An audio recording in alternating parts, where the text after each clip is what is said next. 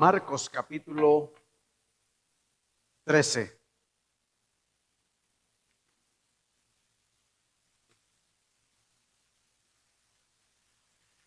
Marcos capítulo 13.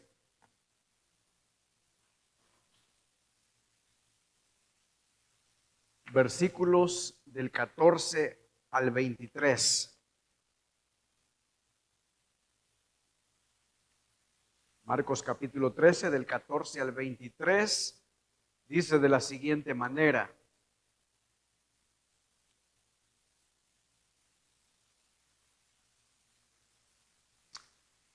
Pero cuando veáis la abominación desoladora de que habló el profeta Daniel, puesta donde no debe estar, el que lee entienda. Entonces los que estén en Judea huyan a los montes. El que esté en la azotea no descienda a la casa, ni entre para tomar algo de su casa. Y el que esté en el campo no vuelva atrás a tomar su capa. Mas ay de las que están en cinta y de las que críen en aquellos días.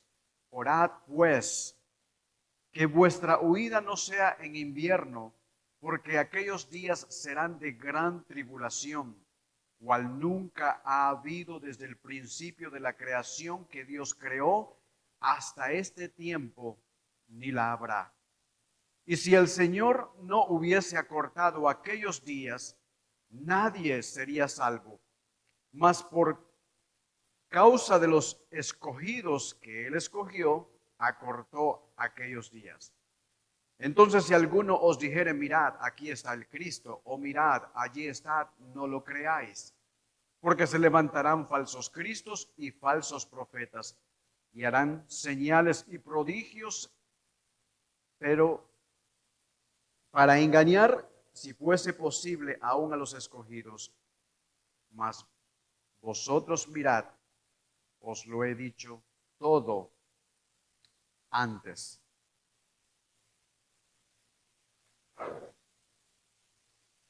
Muy bien, mis amados hermanos, he puesto como título a esta meditación: la destrucción del templo. La destrucción del templo. Recuerdan, hermanos, que el domingo pasado nosotros hablamos de esos eventos que tienen relación a la venida del Mesías, donde el Señor responde a una pregunta que los discípulos le hacen, la cual se ve más clara o se ve más explicada en Mateo 24, versículo 3, donde ellos dice que están sentados en el monte de los olivos, y es donde sus discípulos le dicen, se acercan al Señor diciendo: dinos, Señor, ¿cuándo serán estas cosas? ¿Qué señal habrá de tu venida y del fin del siglo? Están haciendo tres preguntas, las cuales nosotros debemos contestar en el domingo pasado, en este domingo y en el siguiente que viene.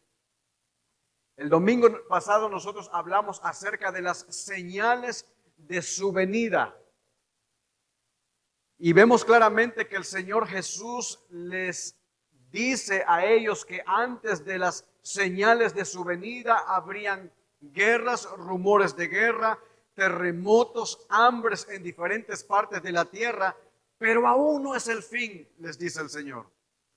Todos estos eventos son principios de dolores, porque como vemos también en la Escritura, es necesario, dice el Señor, que este evangelio sea predicado en todo el mundo y entonces vendrá el fin. Aprendimos que esos acontecimientos se estarán dando durante el tiempo de la primera venida de Cristo hasta la reaparición de la segunda venida. Y una vez se vaya acercando la segunda venida de Cristo, todos estos eventos irán incrementando, irán en aumento. Y si bien es cierto que también aprendimos que el tiempo de la venida de nuestro Señor Jesucristo nadie lo sabe, sí sabemos eventos que llevaron a la destrucción del templo en Jerusalén. Observe lo que dice este pasaje y para ello, hermanos, para que podamos entender esta enseñanza de esta mañana, yo voy a pedirle que nos concentremos porque de eso se trata, de entender lo que Cristo quiso decir en estos pasajes. Mateo 23, versículo 34, hay un pasaje que tenemos que tener en mente para luego entrar a los pasajes que ya leímos.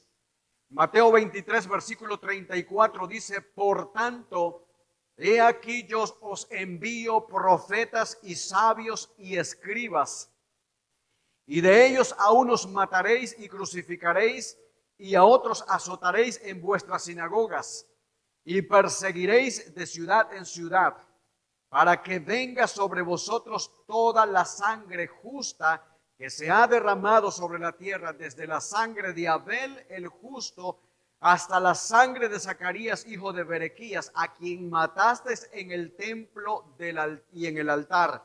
Preste atención a lo que dice el versículo 36. Cristo está hablando del mismo evento. De cierto os digo que todo esto vendrá sobre esta generación. Sobre esta generación. Es muy importante, hermanos, tener eso en mente, porque todo lo que Jesús está hablando a sus discípulos, todo eso iba a ocurrir en la generación presente de los discípulos. En la generación presente, una generación, hermanos, según los estudiosos bíblicos, cuenta de 40 años. Nuestro Señor Jesucristo, durante su ministerio, al final de su ministerio, Él tenía 33 años. Súmele 40 años más, estamos llegando allá por el año 70, 73 después de Cristo. Bueno, todo lo que vamos a hablar en esta mañana ocurre durante esos 40 y tantos años. A partir del versículo 14 al 23 observamos que el Señor Jesús es más concreto en lo que dice. Esta porción de la Escritura tiene que ver con los acontecimientos que se desarrollan durante esos 40 años. Mira lo que dice el versículo 14, Marcos 13, verso 14. Pero cuando veáis la abominación desoladora de que habló el profeta Daniel, puesta donde no debe estar, el que lee entienda, dice el pasaje. Entonces los que estén en Judea huyan a los montes. Es como que si el Señor, hermanos, esté advirtiendo a sus discípulos y a su pueblo de las cosas que van a acontecer en esa generación. Cuando veáis la abominación desoladora. Bueno, nosotros no estamos muy acostumbrados a escuchar esas frases, esos términos. Pero según, hermanos, los diccionarios y especialmente aquellos que tienen que ver con la Biblia, el significado de la palabra abominación significa detestar, significa estar sucio, aborrecer. Es una frase que se usa para describir prácticas idólatras que atentaban contra la verdadera adoración, especialmente las más ofensivas en cuestiones de decencia y moralidad. Abominación, es abominable. Cuando se habla de la abominación desoladora habla de desolación. Eso tiene que ver con ruina, con destrucción completa de un edificio. Usted ve lo que está pasando por allá en Europa. Una bomba destruye completamente un edificio. Hay desolación, hay destrucción. Ese edificio se cae completamente. La desolación puede ser también de un territorio de tal manera, hermanos, que quede deshabitado por completo. La desolación también puede referirse a una persona que se siente profundamente herida como consecuencia de algún hecho. O sea que lo que está a punto de suceder en Jerusalén es algo gravísimo, es algo peligroso. Y el Señor hace mención del profeta Daniel en el versículo 14, cuando veáis la abominación desoladora que habló el profeta Daniel. Eso quiere decir que ya había anteriormente un profeta que había hablado de estos eventos. Bueno, hermanos, y es que si nosotros leemos Daniel, el libro de Daniel, nos daremos cuenta que Daniel profetizó muchas cosas que ocurrirían 500 años después de su existencia. Allá en Daniel capítulo 9, versículo 27, Daniel predice o profetiza acerca de la venida de nuestro Señor Jesucristo. Él profetiza de la muerte y también de la destrucción de Jerusalén. Daniel también hace mención de la abominación desoladora que ocurriría en el templo. Y muchos de las profecías de Daniel tuvieron su cumplimiento antes de Cristo y después de Cristo. Y para ello, hermanos, tenemos que recurrir también a la historia. Bueno, hermanos, allá en el año 167 antes de Cristo, esto es historia, no es invento. En el año 167 antes de Cristo, no se confunda, antes de Cristo, un gobernador griego llamado Antíoco Epífanes erigió un altar a Júpiter sobre el altar de los holocaustos en el templo judío en Jerusalén. El hombre también sacrificó un cerdo en el altar y mandó a ejecutar a muchos judíos y a expulsar a otros. Por eso el nombre de abominación desoladora. Eso era abominable para el pueblo judío, que sacrificaran en el lugar santo, en el templo, un cerdo, lo cual para ese pueblo era algo inmundo. Bueno, este hombre Antíoco Epifanes, hermanos, hizo eso en ese lugar y causó desolación, profanó el templo. Sus soldados levantaron altares a sus ídolos y prohibieron prácticas a los judíos. Les prohibieron que ellos siguieran adorando a Dios. Pero un segundo cumplimiento ocurrió en el año 70 después de Cristo. En el año 70 después de Cristo, cuando los ejércitos romanos destruyeron la ciudad de Jerusalén y el templo, lo cual también profetizó Daniel, y es a lo que hace referencia nuestro Señor Jesucristo. Daniel capítulo 11, versículo 31. Daniel 11:31 dice: y se levantarán de su parte tropas que profanarán el santuario y la fortaleza y quitarán el continuo sacrificio. Oiga esto, y pondrán la abominación desoladora. Con esto, hermanos, una vez más el templo y el altar fueron profanados. Es a eso a lo que Cristo se está refiriendo de lo que habló Daniel. El edificio del templo, el altar fueron destruidos completamente. La profecía de Cristo, hermanos, se cumple tal como Él lo había anunciado a sus discípulos cuando ellos le dijeron: mira, Señor, estos edificios, mira este templo. ¿Y qué les dijo el Señor? De cierto os digo que no quedará piedra sobre piedra que no sea derribada. Y eso ocurre exactamente allá en el año 70 después de Cristo. Y desde ese tiempo hasta el presente, hermanos, no ha sido reconstruido nuevamente el templo. Mira lo que dice Lucas 21, verso 20, hablando del mismo evento, pasajes paralelos. Lucas 21, 20 identifica a los ejércitos como la causa de la desolación de Jerusalén en el año 70. Lucas 21, 20 dice: pero cuando viereis a Jerusalén rodeada de ejércitos, sabed entonces que su destrucción ha llegado. Su destrucción ha llegado.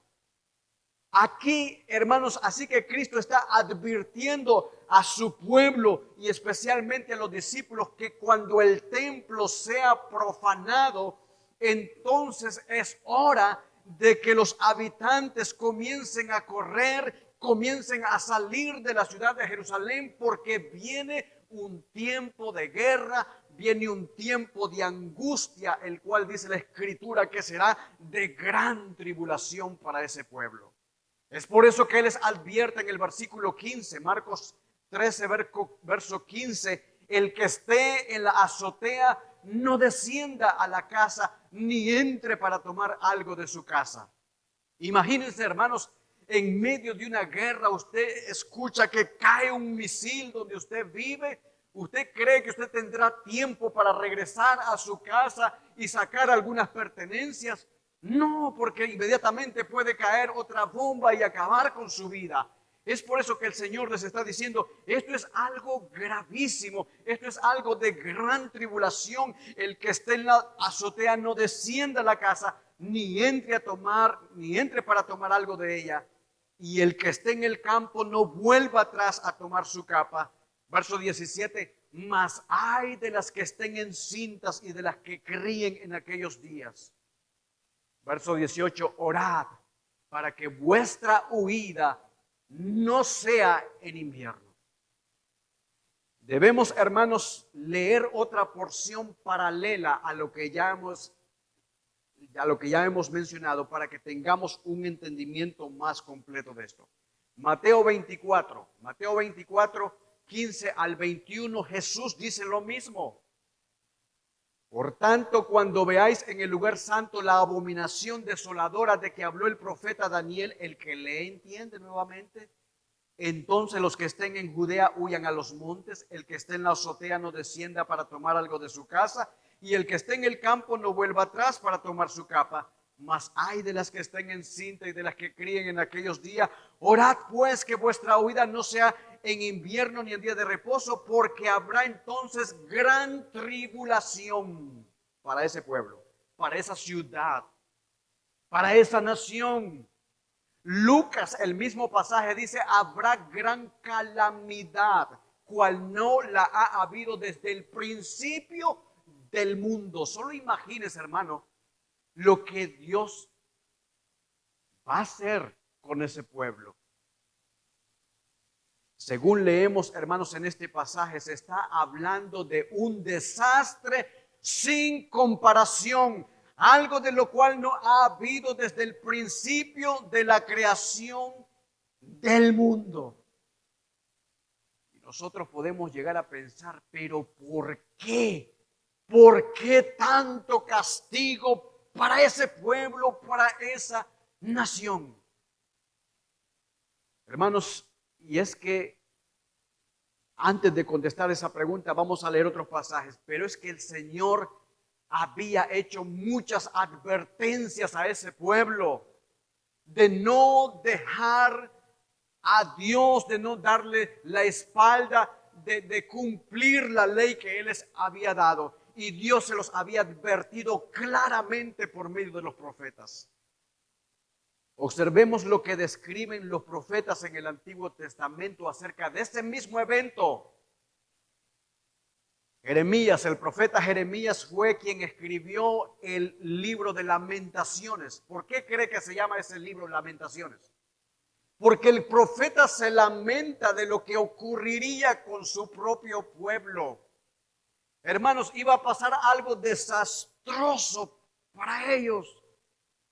Imaginémonos, hermanos, a nuestra familia.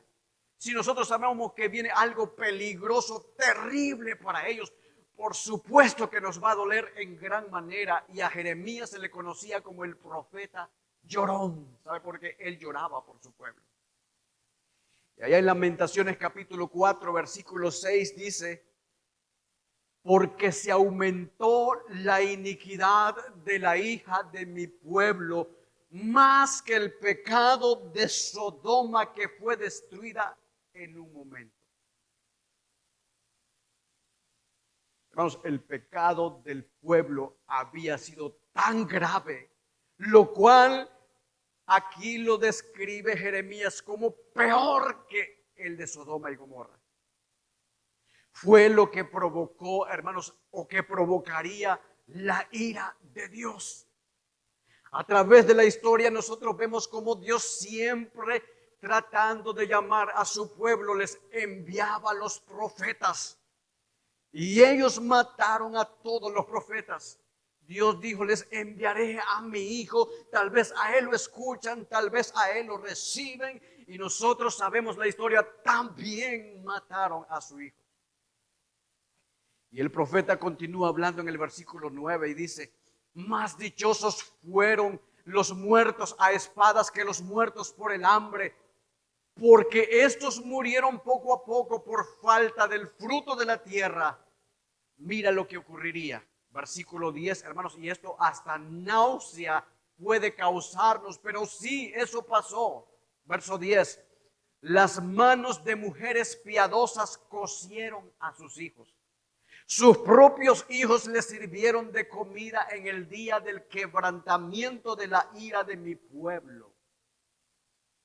Es por eso que Jesús en el versículo 17 de Marcos 3 está diciendo, ay de las que críen hijos en ese tiempo, de las que estén embarazadas. Verso 11 de 4 Lamentaciones, cumplió Jehová su enojo. Qué terrible es provocar a ira a nuestro Dios. Cumplió Jehová su enojo, derramó el ardor de su ira y encendió en Sión fuego que los consumió hasta los cimientos. Gran tribulación para ese pueblo.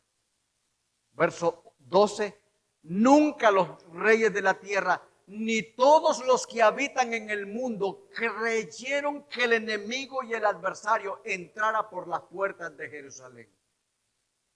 Para ese pueblo nunca pensaron que una destrucción de tal magnitud fuese posible.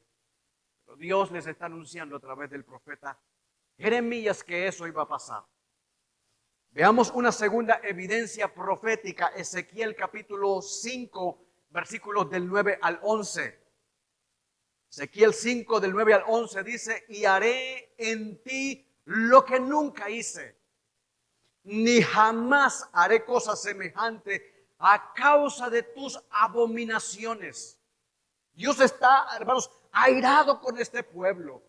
Por eso los padres comerán a los hijos en medio de ti, y los hijos comerán a sus padres, y haré en ti juicios. Los voy a esparcir por todos los vientos, de todo lo que quedare de ti. Verso 11, por tanto vivo yo, dice Jehová el Señor, ciertamente que por haber profanado mi santuario con todas las abominaciones, te quebrantaré yo. Mi ojo no va a perdonarte, ni tampoco tendré misericordia.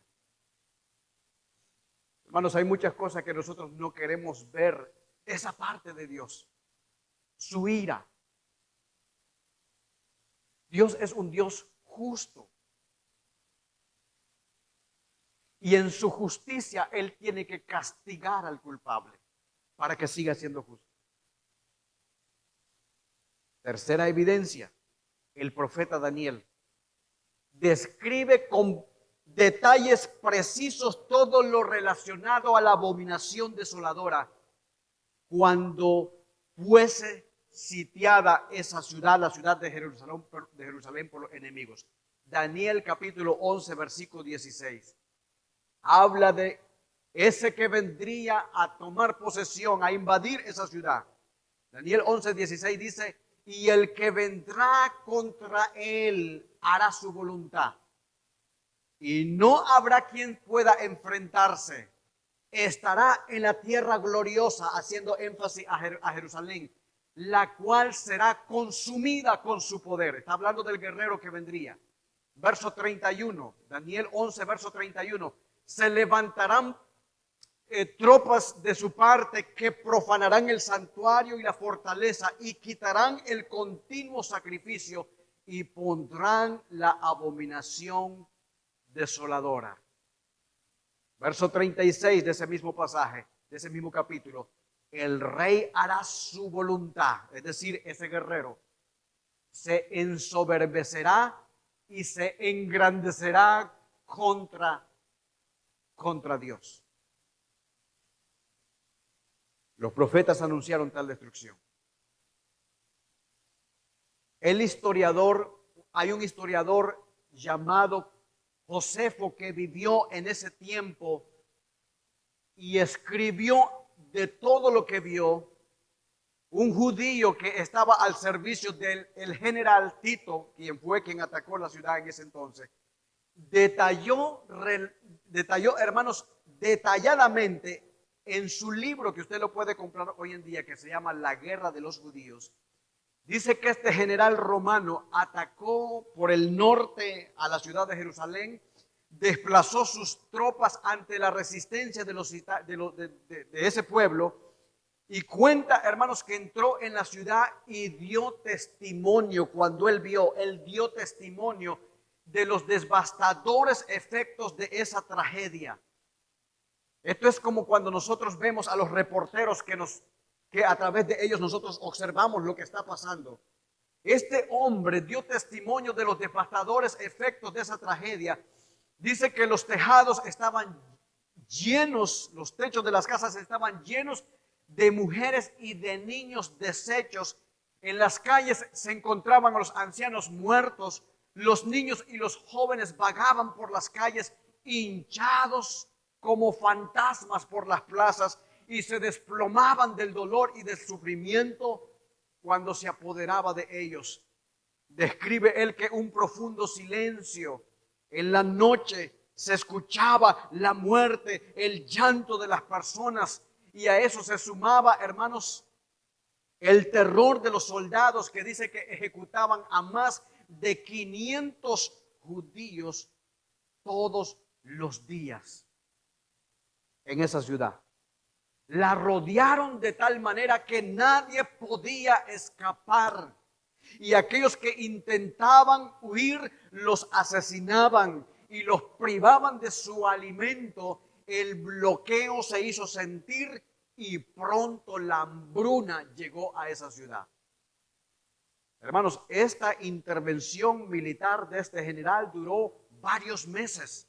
Y como la ciudad de Jerusalén estaba rodeada de muros, este ejército no permitió que no entrara alimentos para esta población.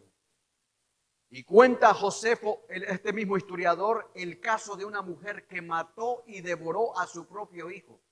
La hambruna la llevó a hacer tal cosa. La mujer estaba loca y dice que ofreció a los soldados para que participaran del macabro banquete. Es por eso que dice el pasaje, la abominación desoladora. Es por eso los pasajes que leímos allá en Jeremías, que las madres comerían a sus hijos. Y eso pasaba, hermanos, mientras los soldados seguían matando a sangre fría, las mujeres embarazadas y asimismo los recién nacidos los estrellaban contra las paredes. Es por eso lo que dice el Señor allá en Marcos 13, 17. Ay de las mujeres que estén encinta y de los que críen en aquellos días. Hermanos, eso es algo terrible ver algo así. Es algo terrible, dice el Evangelio de Lucas, porque estos días son de retribución para que se cumplan todas las cosas que están escritas, porque habrá gran calamidad sobre este pueblo. Hermanos, ese fue un tiempo de gran tribulación para los habitantes de la tierra de Jerusalén. Los judíos sobrevivientes quedaron desamparados, fueron esparcidos, fueron expulsados de la ciudad sagrada, quedaron sin sacerdotes que pudieran dirigir sus cultos. A eso la desolación era palpable.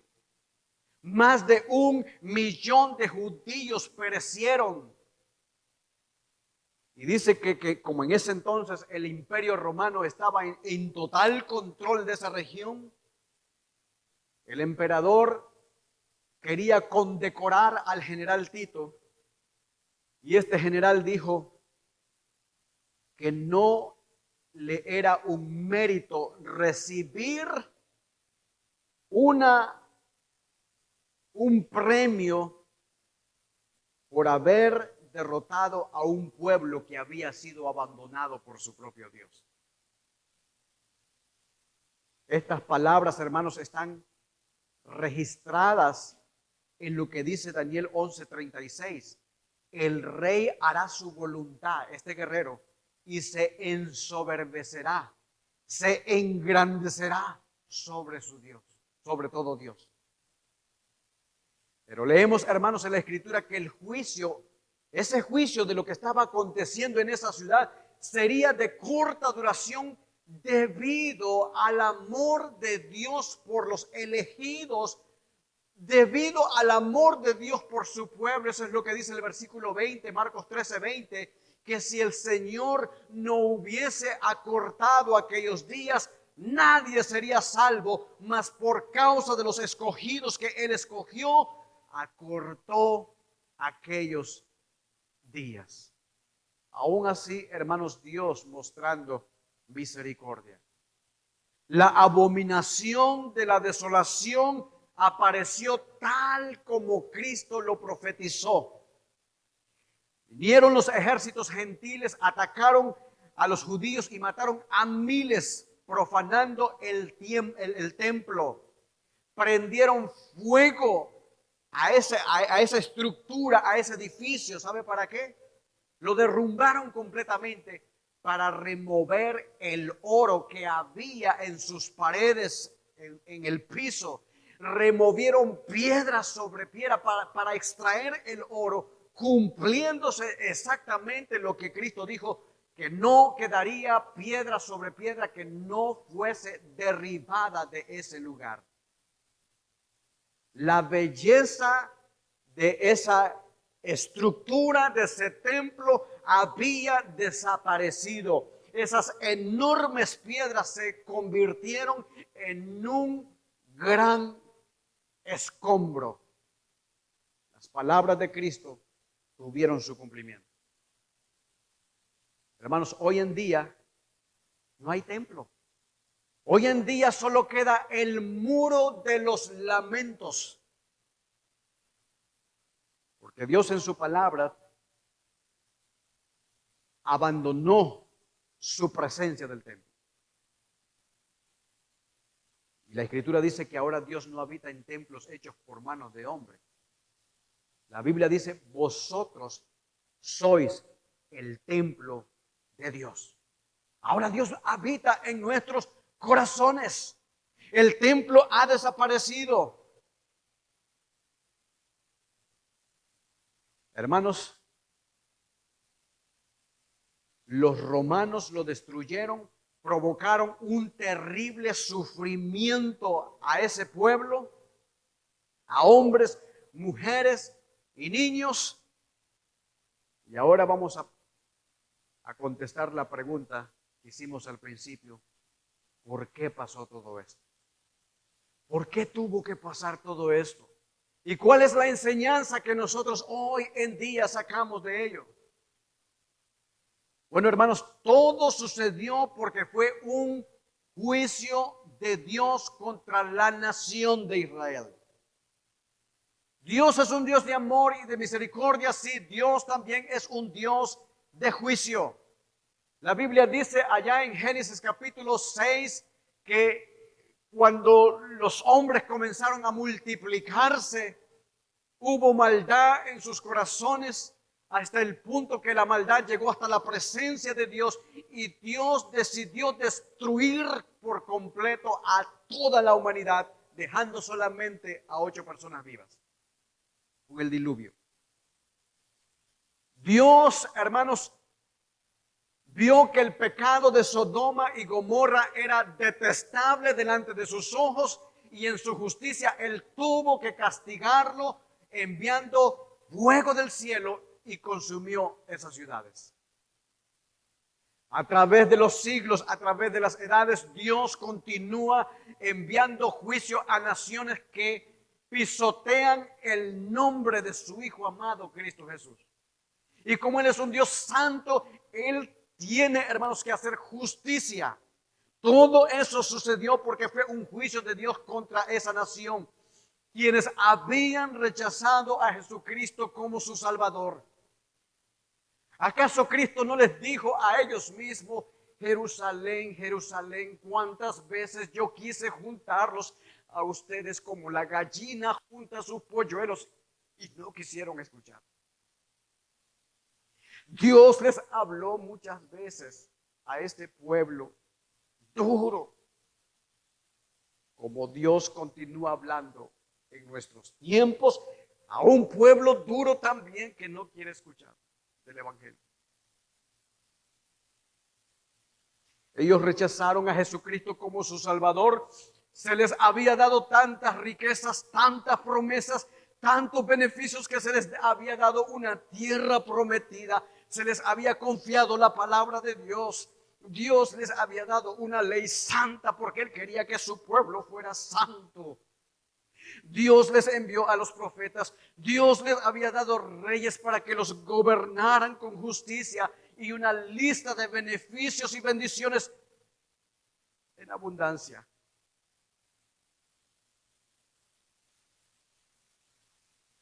Les enviaré a mi hijo. Y ustedes saben lo que pasó. ¿Qué hicieron con él, con el Mesías? Lo despreciaron. Lo crucificaron, lo mataron. Y saben que decía esta misma generación, decía: su sangre sea sobre nosotros y sobre nuestros hijos. Esas palabras las dijeron ellos. ¿Ustedes creen que Dios nos iba a llenar de ira? A la misma vez sabemos que muchos de ellos creyeron. Hubo un remanente fiel que esperaba su venida, y cuando vino ellos lo recibieron con fe, abrazaron el Evangelio, y a esos que abrazaron el Evangelio y los que lo siguen abrazando, Dios les da potestad de ser hechos hijos de Dios. Hermanos, pero la mayoría le rechazó. Le dieron la espalda a Cristo. Se negaron a arrepentirse y a creer. Es por eso, hermanos, todos esos horribles eventos que le sucedieron a este pueblo fue un juicio sobre la incredulidad y la rebelión de ellos. Jesús les había advertido y les dijo lo siguiente: será más tolerable. Ustedes saben, ustedes entienden la palabra tolerancia, el significado. Lo que Cristo les está diciendo, sería más tolerable, o sería más tolerable en el día del juicio para Sodoma y Gomorra que para ese pueblo a quien se le había dado tanto. Para esa generación a quien se les había confiado tanto. Es decir, el rechazo del Salvador. Lo que el Señor está diciendo es que habría menos ira para los pecados de Sodoma y Gomorra que para el rechazo de ese pueblo contra su Hijo Cristo Jesús. Pero rechazar el Evangelio es un gran pecado. Rechazar al Hijo de Dios es un gran pecado. Pensemos por un momento, hermanos, cuáles fueron los pecados que llevaron a la destrucción de Sodoma y Gomorra. Fuego cayó del cielo y los consumió. Pero Dios nos está diciendo que hay un pecado peor que los que hicieron Sodoma y Gomorra. Y es escuchar el Evangelio y rechazarlo. Escuchar el Evangelio y rechazarlo. Dar la espalda a Cristo. Eso fue lo que hizo este pueblo. Ese pecado será juzgado más duramente que la sodomía. Y fue en el día de la ira de Dios, en el día de la venganza del Señor, que trajo juicio a esa nación. Lo que Josefo, este historiador, vio en ese día no fue nada comparado con lo que pasó cuando esos corazones dejaron de latir y esos pulmones dejaron de respirar y sus almas se encontraron en un lugar de castigo. Hermanos, ¿cómo aplicamos esta palabra a nosotros? Bueno, el día del juicio se acerca. Jesús es claro con respecto a nosotros. El día de la venganza, el día de la ira vendrá sobre este mundo. Primera de Pedro capítulo 4, versículo 17. ¿Sabe qué dice ahí? Porque es necesario, porque es tiempo de que el juicio comience por la casa de Dios, el pueblo. Y si primero comienza por nosotros, dice el apóstol Pedro, ¿cuál será el fin de aquellos que no obedecen al evangelio de Dios? La advertencia del Señor es clara. Hermanos, Dios nos ha dado grandiosas promesas. Nos ha prometido la vida eterna en su Hijo Jesucristo. Y según lo que nosotros hemos escuchado en esta mañana, ¿qué pasaría con nosotros si rechazamos a Cristo? Le damos la espalda. ¿Cuál sería nuestro destino si no respondemos positivamente al Evangelio del Señor? ¿Qué creen que haría justamente nuestro Dios con nosotros? La verdad es que no serás tratado como un incrédulo promedio. Digo esto porque a veces la gente dice que Dios tiene un lugar reservado en el infierno para los asesinos, para los violadores, para los dictadores genocidas, y es probable que Dios tenga eso así. Pero de seguro también tiene reservado un lugar lleno de ira y de castigo, esperando a las personas que rechazaron a Cristo y pisotearon su sangre. Esta porción, hermanos, de Marcos capítulo 13 está allí para advertirnos como personas que estamos en el tiempo y en el pacto de la gracia de Dios. Nos advierten, nos están diciendo claramente que viene un día de juicio. El día de la ira de Dios se acerca. Por eso Jesús está advirtiendo a sus discípulos y les dice ahí en el versículo 23, Marcos 13, versículo 23, ten cuidado. Mientras yo regrese a la tierra, vendrán muchos engañadores en mi nombre diciendo, yo soy el Cristo. A muchos engañarán, harán milagros, señales. Les dice, tengan cuidado. Y mira lo que dice el versículo 23. Miren, mirad que yo ya os lo he dicho antes. Se los he advertido, está diciendo el Señor, y nos lo sigue advirtiendo en esta mañana. Sobre todo tengan cuidado. Y preste atención a lo que voy a decir, hermano. Sobre todo tengamos cuidado de no engañarnos a nosotros mismos pensando que somos salvos sin depender y confiar enteramente de Cristo. Cuidado, hermanos, y se los digo con todo mi corazón. Cuidado de tener una conciencia cauterizada, viviendo en pecado abiertamente y llegar a pensar que lo que hacemos es normal. Hay gente penosamente dentro de las iglesias que viven como el mundo y ellos creen que van para el cielo. La Biblia dice claramente que si alguno está en Cristo, nueva criatura.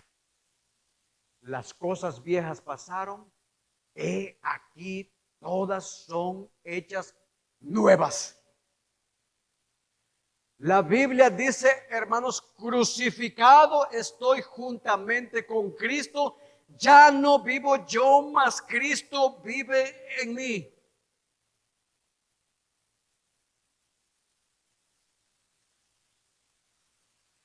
Mucho cuidado, hermano. Es por eso la amonestación del apóstol Pablo: examinaos a nosotros mismos para ver si es que estáis en la fe.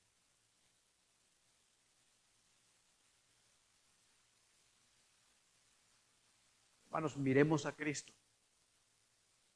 Descansemos en Él. Confiemos en Él. Porque si tenemos a Cristo en nuestro ser, no tenemos que temer cuando el juicio del Señor venga. La gente puede hacernos daño. Muchos cristianos están muriendo en diferentes países. La gente puede matar nuestros cuerpos. Y eso puede ser desagradable y doloroso ver, escuchar todas estas cosas.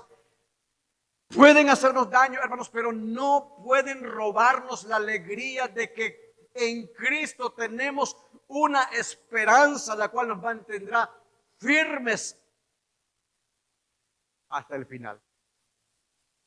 Mateo capítulo 10, versículo 28 dice: no temáis a los que matan el cuerpo, mas el alma no pueden matar. Temed más bien a aquel que puede destruir el alma y el cuerpo en el infierno. Nuestro Señor Jesús nos dijo todo esto por adelantado, para prepararnos. Las señales siempre están allí para recordarnos que el tiempo de su venida se acerca. Están allí para recordarnos que un día Él vendrá a juzgar a los vivos y a los muertos. Hermanos, debemos prepararnos para ese día en que Él regrese por su pueblo. Debemos prepararnos aferrándonos a nuestro Salvador, porque con Él siempre estaremos salvos. No importa, hermanos, lo fuerte que pueda ser la tormenta, la tribulación, Cristo será el mejor refugio. Y es mi oración, hermanos, a nuestro Dios, y debería ser nuestra oración, que cuando llegue ese día del juicio final, que todos nosotros nos encontremos a salvo en Cristo. Cuando su ira se derrame sobre la tierra, que todos nosotros nos encontremos en su Hijo. Cuando su justicia se cumpla, que todos seamos encontrados libres y justos delante de Dios el Padre.